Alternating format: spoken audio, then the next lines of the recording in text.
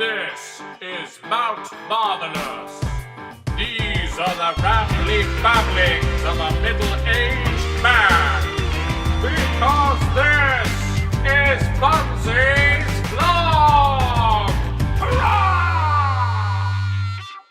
Hello and welcome to another exciting edition of Bunzy'S vlog. Of course, it's all planned, it's all terribly well organised. I wear glasses, which means I'm trustworthy. It doesn't really, to be honest. I'd love to say I've actually got really, really good eyesight. I just wear glasses, so, you know, I look intellectual. But I'm not pulling it off, am I? One, I don't look intellectual even with glasses. And two, actually, I have such bad eyesight that if I take them off, I can't actually see inside your soul. Or the camera. So I'll leave them on. But what I want to talk about on Bunzy'S vlog today is possibly the greatest news story ever. You might think I'm exaggerating. Oh no, wait until you listen to this. In a city in America, police believe they have finally arrested the man that they call the Swiss cheese pervert. I'll let that sink in. I know. What a headline! American police have arrested a man they believe to be the Swiss cheese pervert. Christopher Pagano, 41, was arrested in his home by the American police's Special Victims Unit. He was arrested for 2 counts of stalking, 2 counts of indecent exposure, 3 counts of harassment, and 2 counts of open lewdness. But what was he doing, I hear you ask, that, allowed them to call him a Swiss cheese pervert? Well, let me tell you. What he was doing was this. The man approached several innocent women in the street. First he exposed himself, then he offered them money to perform sexual acts on him with a block of Swiss cheese. The weirdest crime in the world! Now, how did they track him down? Well, obviously the man who's been charged with this, let us just say, is innocent until proven guilty. But police believe it's him because Christopher Pagano has been charged before with cheese-related crimes.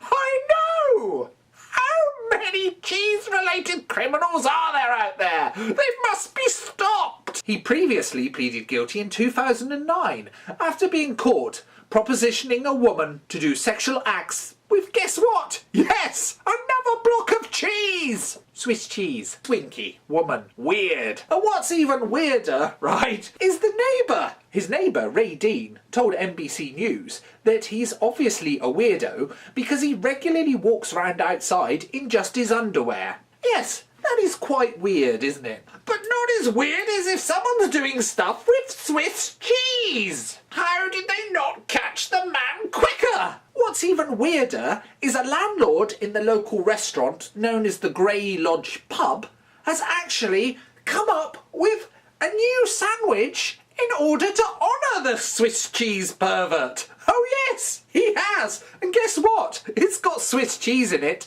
with bruschetta and also caramelised onions. Where do the caramelised onions come from? There's no mention of onions. If you're going to do a sandwich to do with the Swiss cheese pervert, stick to the MO. Swiss cheese and some form of sausage. Bruschetta you can probably get away with, but Swiss cheese and sausage. There was no caramelised onions involved, you're just building it up. This is the sort of story, though, isn't it, that the media love. And to be honest, I love, because I love stupid things happening, I love things that break the mould. I guess I'm a bit of an anarchist, yeah, go over there. I love anything that sort of happens that's weird.